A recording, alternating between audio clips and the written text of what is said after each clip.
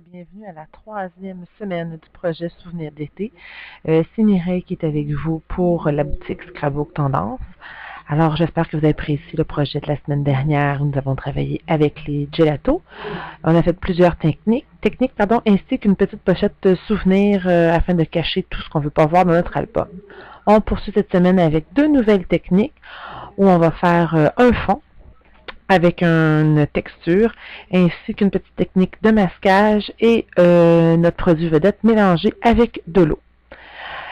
Donc, cette semaine, le produit vedette, ce sont les silks. Les silks étant des glacis acryliques, de la compagnie Luminart. Donc, un glacis acrylique, c'est une peinture qui est transparente, donc on peut superposer différentes couleurs. Et comme la plupart des produits Luminart, on retrouve aussi également des petits pigments de mica à l'intérieur. Pas des pigments, mais des fragments de mica. Donc, ce qui donne une peinture qui est iridescente. On va avoir besoin de plusieurs matériels, donc je vais commencer par vous montrer ce que vous allez avoir besoin cette semaine pour réaliser les techniques.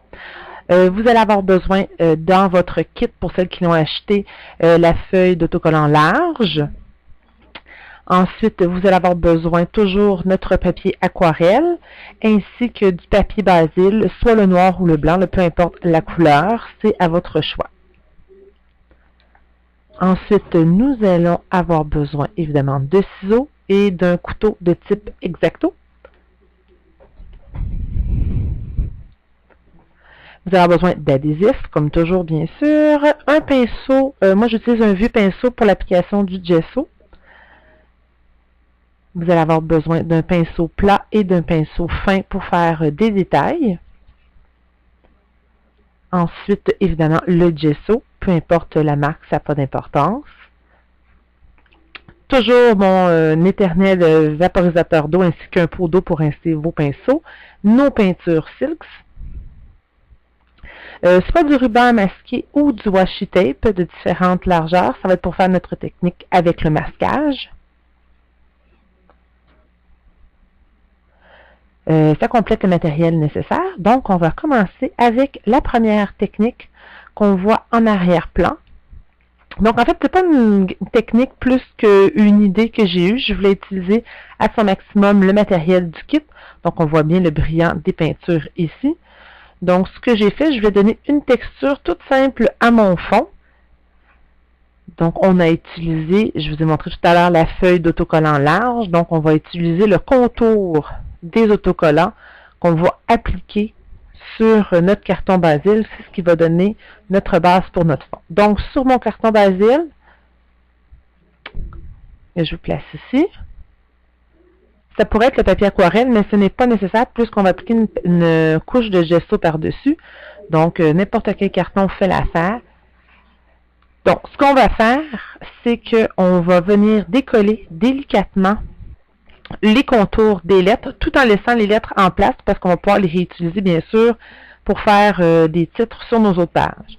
Donc, délicatement, on décolle la feuille autocollante, en faisant bien attention de ne pas la déchirer, ce que je vais presque faire ici. J'ai réussi à la récupérer. Donc, on y va doucement. On prend le temps de bien décoller chaque lettre. Quand on en a suffisamment pour recouvrir la partie qu'on veut faire, bien, on vient découper entre les lettres avec notre couteau X-Acto, en prenant bien soin de ne pas abîmer nos lettres si on veut les récupérer. Donc, c'est ce que je fais ici. Je décolle délicatement, ma partie que je vais récupérer. Je vais mettre de côté ma feuille. Et je viens coller ma feuille autocollante directement sur mon carton. Et je vais prendre le soin de bien adhérer partout. Voilà. Tout simple. Et bien sûr, là, les lettres qui restent sur la feuille sont un peu plus fragiles au décollement. Donc, ce que je vais faire, je vais seulement plier la feuille en deux pour, éviter d'accrocher mes lettres et de les perdre. Ensuite, on va venir prendre notre feuille et notre ciseau. On pourrait le faire à l'X-Acto aussi, mais bien sûr, on ne va pas couper directement sur notre feuille d'artisanat, sinon on va la briser. Donc, j'utilise mes ciseaux pour couper le long de mon carton. Ça n'a pas besoin d'être parfait parce qu'après, on pourrait recouper de toute façon pour mettre, avant de les mettre dans notre pochette. Donc, on enlève le surplus. On s'en débarrasse.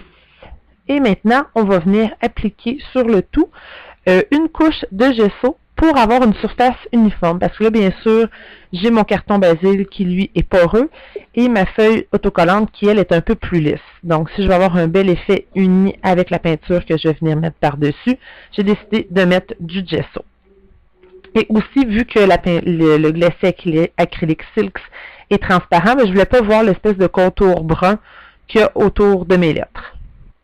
Fait qu'évidemment, bien sûr, on pourrait faire cette technique-là avec n'importe quelle retaille de feuilles d'autocollant. Moi, je trouvais ici qu'avec les lettres, c'était intéressant parce que je vais aussi, par la suite, venir mettre mon texte par-dessus ce fond-là avec les mêmes lettres. Donc, je trouvais que c'était intéressant. Ça donnait une belle texture. Donc, comme à l'habitude, on va sécher. Bien, vu qu'on a mis une couche de gesso très mince, ça ne sera pas très long. En attendant, je vais vous montrer les couleurs que j'ai choisies pour travailler aujourd'hui. Donc, il y a le Bolivian Blue. Il y a également le tournesol, donc le Sunflower, ainsi que le Love Struck, qui est un rouge. Ce rouge-là, par contre, est très pigmenté. Donc, on va faire attention à l'application parce que ça n'en prend pas beaucoup pour avoir une belle couleur. Et je vais venir utiliser mon pinceau plat et il est sec. Donc, je ne l'ai pas mouillé avant de commencer à l'utiliser et je ne le mouillerai pas du tout de toute l'application. Donc, ce que je vais faire, je vais ouvrir toutes mes couleurs. Et on va commencer l'application avec la couleur la plus pâle qui est mon tournesol, mon Sunflower. Donc, toujours avec ma brosse sèche, pardon. Je vais venir chercher un peu de couleur. Et avec un mouvement en croisé, je vais venir appliquer ma couleur à divers endroits sur ma feuille. Donc, ce qu'on va venir faire, dans le fond, c'est qu'en utilisant les 3 couleurs primaires, on va venir créer d'autres couleurs. C'est ce que je voulais vous dire également. Vu qu'on utilise des couleurs qui sont transparentes, c'est important de faire attention aux couleurs qu'on va choisir parce qu'elles se superposent, elles se mélangent facilement. Donc, c'est sûr que si vous prenez, par exemple, un rouge et un vert ensemble, ça pourrait donner des teintes de brun, qui est un peu moins intéressant. C'est pour ça qu'ici, aujourd'hui, je me suis concentrée sur les couleurs primaires. Ça va donner des super beaux mélanges. Donc, avec le rouge, j'y vais avec parcimonie parce que, comme je vous disais, il est très, très, très vibrant. Donc, je ne vais pas complètement cacher mon jaune, je vais plutôt le mélanger. C'est une des raisons aussi pour laquelle on utilise le pinceau à sec. C'est que je ne veux pas que les couleurs coulent entre elles, je veux seulement qu'elles se superposent pour créer de nouvelles couleurs. Donc, on voit ici du orange qui s'est créé en superposant le rouge et le jaune. Là, je vais aussi vous faire remarquer comment je nettoie ma brosse. Donc, mon pinceau, pardon, je viens tout simplement frotter dans un linge. Ça, c'est des petits essuie-tout d'atelier bleu, très résistants que j'adore. Donc, j'enlève le surplus de couleur.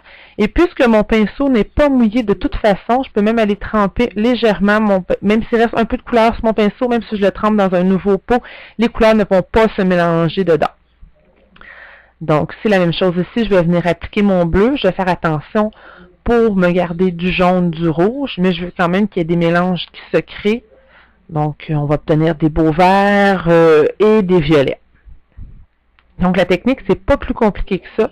Je voulais vraiment mettre en relief le fond, puis vous montrer qu'on peut utiliser le matériel du kit de différentes façons et ne rien gaspiller.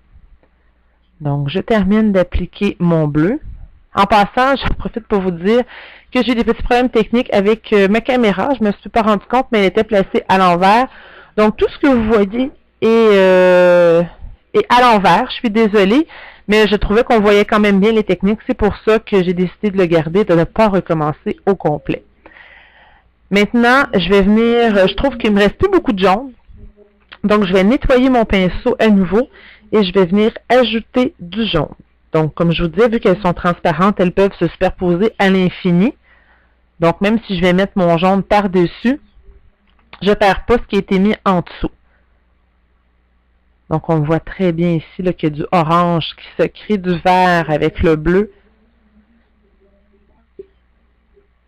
Donc, on pourrait répéter l'opération plusieurs fois. On pourrait utiliser de nouvelles couleurs, mais toujours en faisant attention au mélange des fois un peu bizarre qui pourrait être recréé.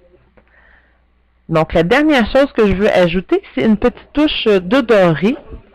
La couleur, c'est Emperor's Gold, donc l'or de l'empereur. Parce que je voulais mettre un petit peu, encore plus en relief, notre fond avec nos lettres. Donc, ce que je vais faire en ajoutant légèrement sur mon pinceau, mais vraiment très peu, je vais venir brosser très doucement l'or par-dessus, mais sans appuyer, sans vouloir aller jusqu'au fond, pour mettre plus le relief à l'avant.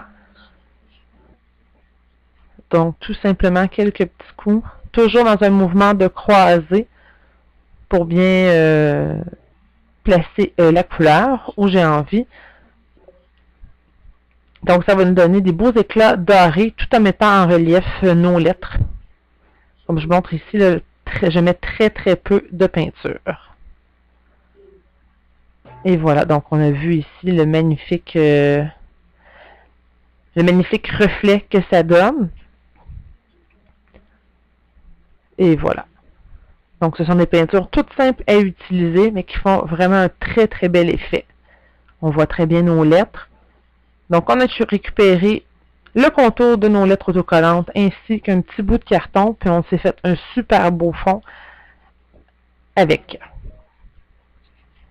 Donc, on va poursuivre notre vidéo. Ah, je voulais vous montrer également que j'avais ajouté des petites gouttelettes blanches. Pour les réaliser, c'est tout simple. J'ai pris une peinture acrylique blanche que j'ai mélangée avec de l'eau. Puis, toujours avec mon pinceau préféré à bourron. Grosseur au moins 10-12, je vous dirais. J'ai laissé tomber les gouttes d'environ 2 pieds de haut au-dessus de mon carton. Donc, en tombant, ça crée des éclaboussures. C'est super intéressant.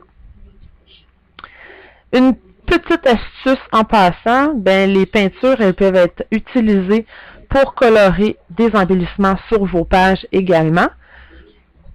Donc, ici, j'ai un petit embellissement en liège, avec le motif qui est comme engravé sur le dessus. Donc, si j'utilisais une peinture acrylique régulière, je viendrais tout cacher le motif qui est déjà présent. Ce qui pourrait être intéressant si la couleur m'intéresse, mais moi ici, je voulais garder le motif. Donc, en utilisant les glacis acryliques Silks, je vais pouvoir le faire. Donc, si j'ai pris une petite couleur turquoise, et je vais venir l'appliquer. Donc, on voit très bien qu'on peut ajouter de la couleur tout en gardant le motif qui est en dessous. On pourrait faire la même chose sur des wood veneer, sur des morceaux de chipboard également. Donc, c'est une belle façon d'ajouter de la couleur, tout en douceur, et le tout en maintenant le motif déjà présent sur l'embellissement. Donc, c'est tout simple. Sur la petite flèche que je vous montrais tantôt sur ma page, j'avais même mélangé deux couleurs, du jaune et du rouge. Donc, ça vient ajouter une petite touche colorée, tout simplement. On va poursuivre avec la deuxième... Encore une fois, ce n'est pas vraiment une technique, c'est plus une idée. On va venir créer des lignes pour faire notre texte, donc notre journaling, à l'aide de nos silks et du ruban à masquer ou du washi tape. Puis en même temps, on va prendre avantage de la transparence des silks et on va venir se faire un très beau dégradé à partir de deux couleurs. Alors, cette fois-ci, je vais travailler sur le papier aquarelle. On pourrait, par contre, travailler sur le papier basil parce qu'on ne va pas ajouter d'eau, encore une fois, donc il n'y aurait pas de problème. Alors, ici, vous avez deux choix. La première, comme je vous montre ici, c'est que j'ai pris le ruban à masquer. J'ai pris une longueur et je vais aller le déchirer dans le centre. Ça va donc nous donner un contour inégal. Ça peut être intéressant. Comme ceci, donc ça se déchire aisément. Et je vais tout simplement venir coller mon ruban sur mon carton en appuyant bien fort pour pas que la peinture coule sous le ruban lors de l'application. Donc là, vous avez un mélange de lignes droites et de lignes inégales. Pour celles qui aimeraient avoir des lignes plus régulières, plus droites, bien, vous pourrez prendre tout simplement le washi, ça va venir faire la même chose. En plus, il existe différentes largeurs de washi, donc on pourrait faire un motif, on n'est pas obligé de l'utiliser pour mettre notre texte. Donc la même chose, on appuie bien. On peut aussi varier l'espace entre les lignes de ruban. Donc on peut vraiment venir se créer des motifs très intéressants. Donc voilà, on a créé notre masque. Maintenant, on va aller chercher nos deux couleurs. Je reprends le Love Struck et le tournesol de la première technique. Et encore une fois, je vais venir prendre mon pinceau qui est toujours sec, je n'ai toujours pas mis dans l'eau. Parce qu'ici, on veut vraiment créer un dégradé. On ne veut pas que les couleurs, encore une fois, coulent ensemble. On veut les superposer. Donc, je commence avec la couleur la plus pâle, qui est mon jaune. Et je vais commencer. Pour vous, c'est en haut. Pour moi, quand je l'ai fait, c'était en bas. Donc, je mets mon jaune en faisant des mouvements de va-et-vient. Et au fur et à mesure de l'application, je vais monter ou descendre sur mon papier pour que la couleur soit plus concentrée sur le rebord et devienne de plus en plus pâle, donc étirée, si on peut dire, en se rendant de l'autre côté du papier. Donc, vous me voyez venir, je vais faire la même chose avec mon autre couleur qui est le Love Struck. Là, je vais commencer avec très peu de peinture parce que je ne vais pas venir complètement masquer mon jaune. Je veux vraiment faire un mélange. Donc là, j'en ai pas pris assez. Je vais en reprendre légèrement. Et je fais la même chose. J'applique généreusement en haut. Et je vais venir étirer ma couleur en m'en allant vers le jaune. Donc, ce que ça va faire, bien sûr, du jaune et du rouge ensemble, ça fait orangé. Et puisque le mélange n'est pas pareil, dépendamment où on est sur le carton, on va avoir un dégradé incroyable. On se retrouve avec plusieurs couleurs, le tout à partir de 2 couleurs à l'origine. Donc, c'est tout simple. Maintenant, on n'attend pas que ça sèche. On enlève immédiatement le ruban. On va découvrir nos lignes. Et bien sûr, la peinture, le glacé acrylique va coller, va sécher sur notre ruban. Donc, on pourrait le récupérer lui aussi directement sur notre page, ou on pourrait le récupérer et les coller dans notre journal artistique.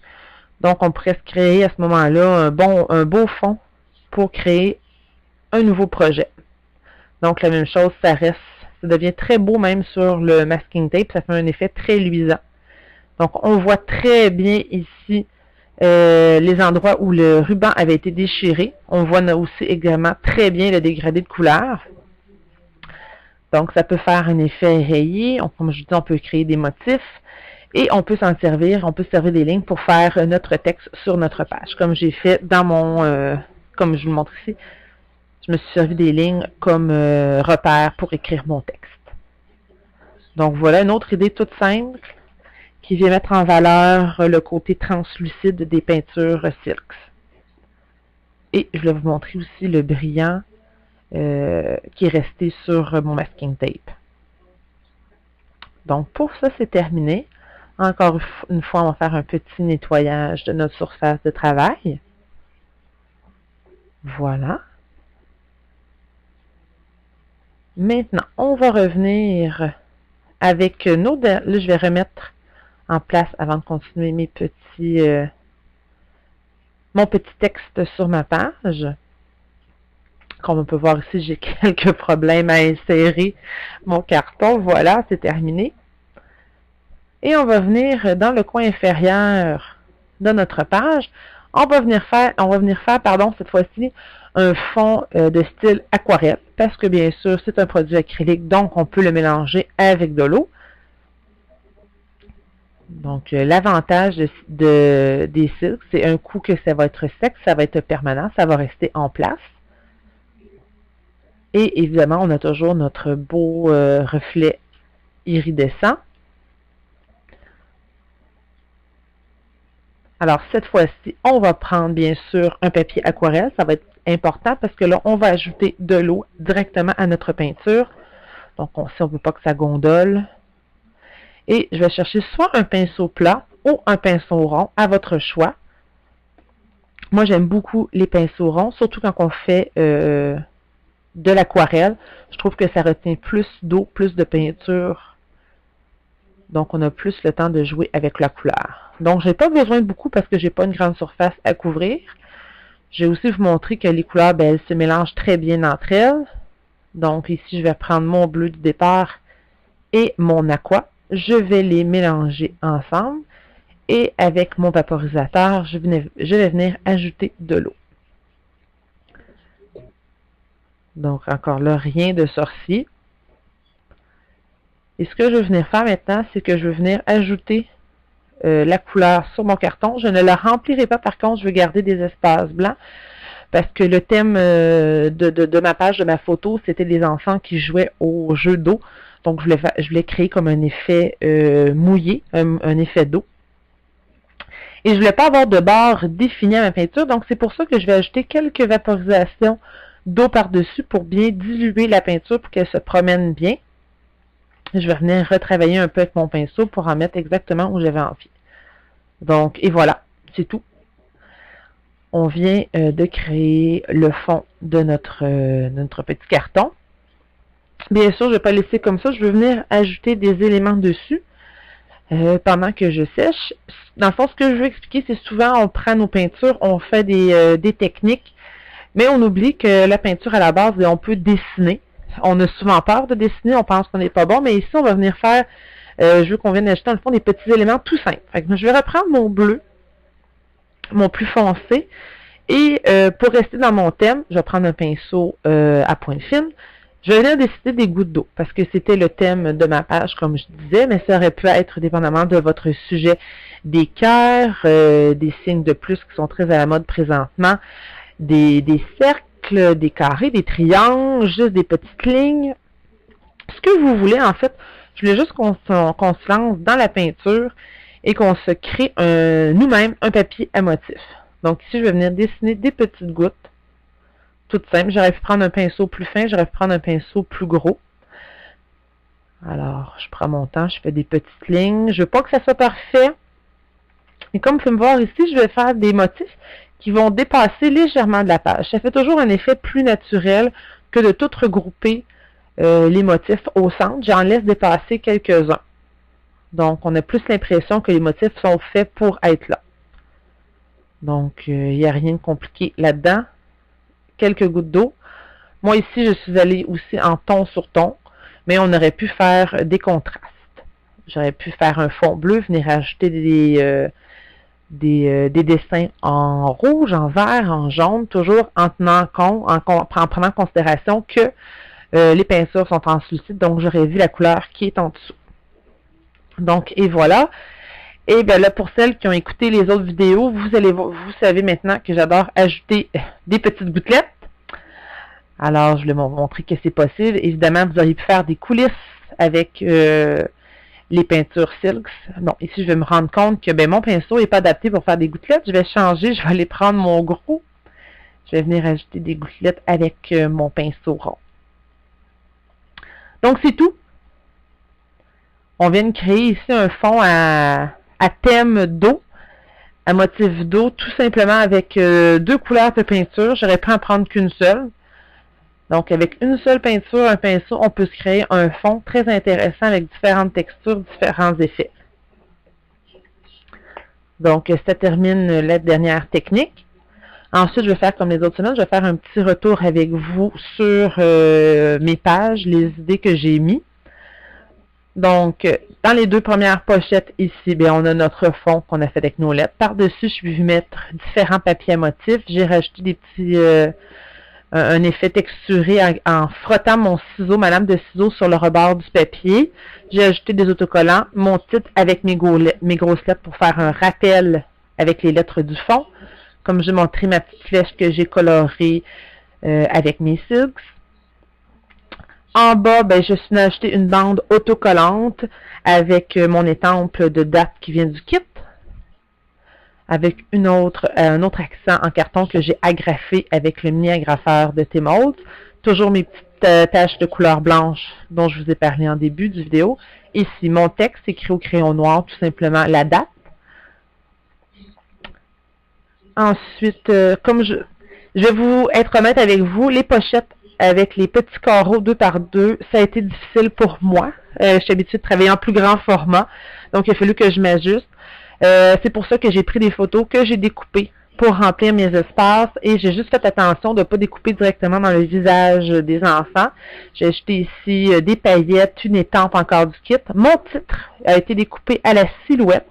Comme vous pouvez voir, je l'ai collé dessus les pochettes et non pas à l'intérieur parce que je trouvais que les carrés étaient encore là un petit peu trop petits pour moi. Donc, je les ai collés par-dessus les pochettes en faisant attention de ne pas coller mon titre complètement par-dessus les pochettes pour pouvoir avoir encore accès à l'endroit où on insère les cartons et les photos. La même chose ici, tous mes papiers à motifs ont été collés par-dessus la pochette parce que je voulais avoir un élément plus imposant. Donc, je l'ai mis par-dessus, je ne l'ai pas découpé. Alors, c'était pour vous dire qu'on n'est pas obligé de tout mettre à l'intérieur, de se laisser aller, d'interpréter les pochettes à notre façon. Donc, ça complète le moment théorique de nos 2 pages. J'espère que vous avez appris des nouvelles choses. Comme toujours, on n'hésite pas à aller sur le forum, à poser des questions, à donner des commentaires. Bien sûr, je veux que vous partagiez avec nous vos projets. J'ai des beaux petits prix à gagner. La semaine prochaine, je vais être de retour avec vous pour la 4e semaine, avec un nouveau thème. Ça va être les vaporisateurs Mr. Yui. Donc, j'espère que vous avez apprécié. On se revoit bientôt à la semaine prochaine. Au revoir!